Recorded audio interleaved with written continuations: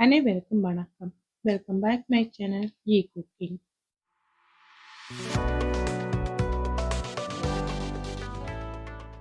வீட்டில் கொத்தமல்லி புதினா எதுக்குமே இல்லை, ஆனால் பிரியாணி வீட்டிலே இருக்கிற பொருட்களை வச்சு சிம்பிளாக எப்படி இந்த சிக்கன் பிரியாணி செய்கிறேன்னு பார்க்கலாம் வாங்க. ஒரு சட்டியில் 2 டேபிள் ஸ்பூன் எண்ணெய், 2 டேபிள் ஸ்பூன் நெய், இது ரெண்டும் சூடாகினது.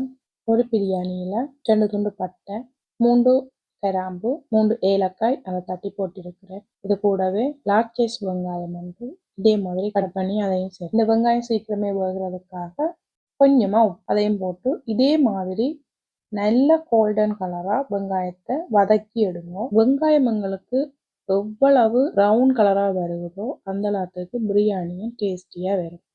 இப்ப பாருங்க, இப்ப இதுல 1/2 டேபிள் ஸ்பூன் இஞ்சி பூண்டு பேஸ்ட் அதையும் சேர்த்து இஞ்சி பூண்டு பேஸ்டோட பச்சை சிமல் போற வரைக்கும் வதக்கி, இதுல ஒரு லார்ஜ் சைஸ் அத மாதிரியே தக்காளியும் எங்களுக்கு நல்லா வதங்கி குழைவான பதத்துக்கு வரும். இப்ப பாருங்க, இது எங்களுக்கு ரெடி ஆயிட்டு. இப்போ இதுல 1/2 டீஸ்பூன் மஞ்சள், 1/2 டேபிள் ஸ்பூன் கரம் மசாலா, இது கூடவே மேலதிக டேஸ்டுக்காக 1/2 table spoon chicken biryani masala அதையும் இதோட சேர்த்து நல்லா கலந்து விடலாம். இது எல்லாத்தையும் நல்லா கலந்து விட்டுட்டு இதில் கெட்டியான தயிர் 1/2 கப் அதையும் சேர்த்து நல்லா கலந்து விடுவோம்.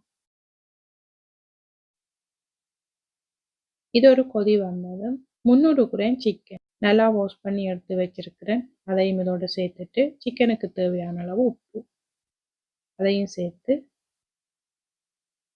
நல்லா கலந்து விட்டுட்டு ஒரு மூடி போட்டு மூடி விடலாம். சிக்கன் வந்து எங்களுக்கு 80% நல்லா அவிஞ்சு வரும்.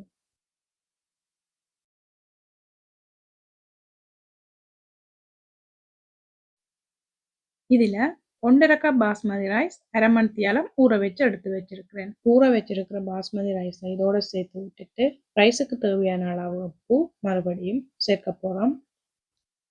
முதல் சிக்கனுக்கு சேர்த்துனாங்க, இப்ப ரைஸுக்கு சேர்க்க போறோம். மூடி போடைக்கு முதல் உப்பு சரியா இருக்கும்னு பாருங்க. அப்பதான் ரைஸ் சிக்கன் எல்லாம் அவிஞ்சு வரும்போது உப்போட அளவு சரியா இருக்கும். இப்போ இதுல ஏற்கனவே தண்ணி இருக்குல்ல, சிக்கன் அவிஞ்ச தண்ணி, இதுல நான் இன்றைக்கு 2.5 கப் தண்ணி சேர்த்துருக்கேன். உங்களுக்கு சிக்கன் அவிஞ்ச தண்ணி இல்ல மேலதிகமா தண்ணி கூடிட்டு அல்லது குறைஞ்சிட்டு ஃபீல் இருந்துச்சுன்னா ரைஸ்ல இருந்து 1 இன்ச் வந்து மேல தண்ணி நிற்கும், அந்த அளவு சரியா இருக்கும்.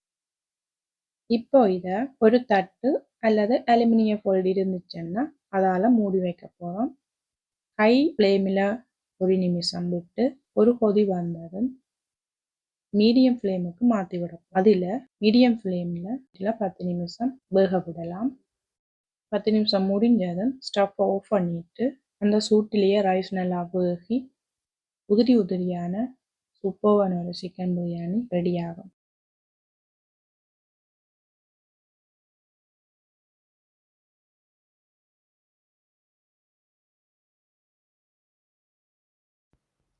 இப்போ பார்த்தீங்களா, சூப்பரான அண்ட் சிம்பிளான பிரியாணி எங்களுக்கு ரெடி ஆயிட்டு. இந்த வீடியோ உங்களுக்கு பிடித்திருந்தால் லைக் அண்ட் ஷேர் பண்ணி சப்ஸ்கிரைப் பண்ணுங்க. அதோட பக்கத்தில் இருக்கிற பில் பட்டனையும் கிளிக் பண்ணுங்க. அப்போதான் நான் போகிற ஒவ்வொரு வீடியோவும் உங்களை வந்து சேரும்.